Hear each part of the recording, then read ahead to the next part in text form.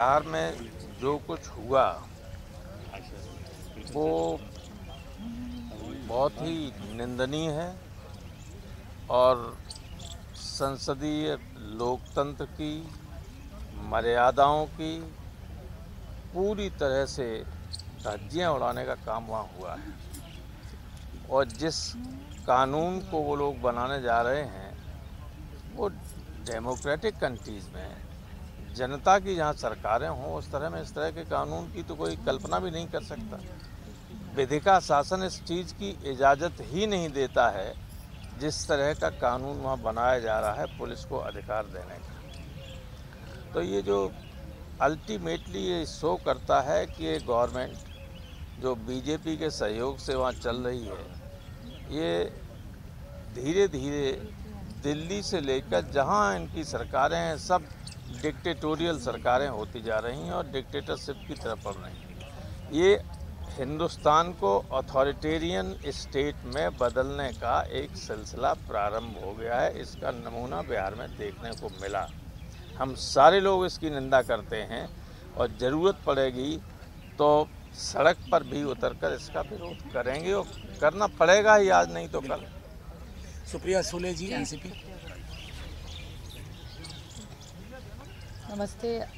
We are here to show solidarity. हालों में जो कल हुआ बिहार में उसकी हम सब निंदा करते हैं। ऐसी चीज़ें कभी ना देखी है ना सुनी है और मेरे ख्याल से ऐसे होना नहीं चाहिए। ये एक लोकतंत्र है और अगर इस पे ऐसी कुछ चीज़ें होने लगे तो फिर हम सब जाए कहाँ। आप देख रहे हैं इस हफ्ते में दिल्ली का जो बिल आया है और कोऑपरेटिव फेडरलिज्म की बात ये केंद्र सरकार करती रहती है, लेकिन कोऑपरेटिव फेडरलिज्म और हर जहाँ बीजेपी की सरकार नहीं है और अलग विचारों की सरकार है वहाँ जो भी उनके खिलाफ खड़ा रहता है उसकी आवाज़ दबाने की कोशिश हर जगह हो रही है, हर राज्य में हो रही है। दिल्ली में कल भी हम सब ने जम के विरोध किया जो बिल उन्होंने लाया, उसका हम खंडन करते हैं।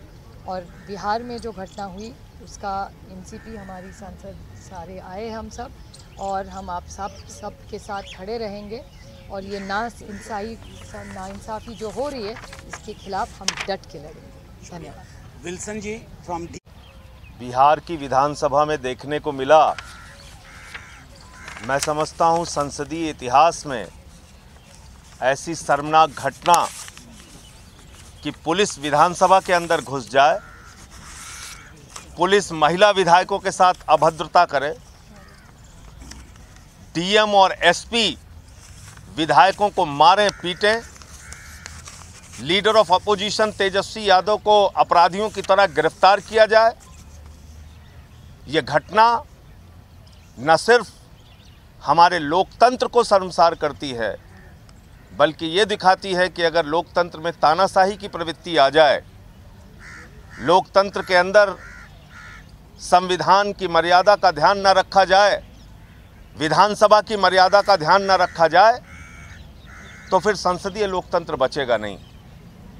अगर संसद में सांसद अपनी बात नहीं उठा सकते, विधानसभा में विधायक अपनी बात नहीं उठा सकते और वहाँ भी अगर पुलिस राज कायम हो जाएगा तो मैं समझता हूँ कि फिर संसद और विधानसभा का भी कोई मायने नहीं रहेगा, ये एक दिखावा मात्र बचेगा।